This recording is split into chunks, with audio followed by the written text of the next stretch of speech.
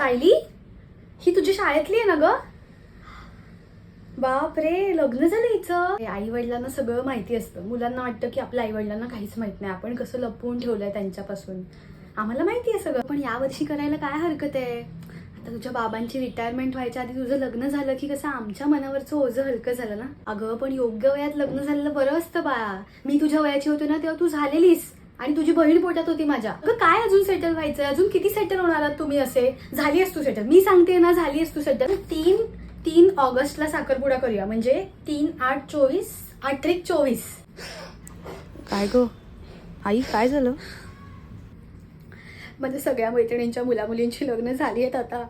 तुझंच बाकी आहे. मला सगळ्यासाठी विचारतात कधी होणार आहे तुझ्या घरी लग्न, कधी असणार आहे लग्न कार्य तुझ्या मुलीचं. माझ्याकडे काही उत्तरच नसतं. अगं सॉरी, म्हणजे आपण बघूया. तू असं मग करतेस यावर्षी?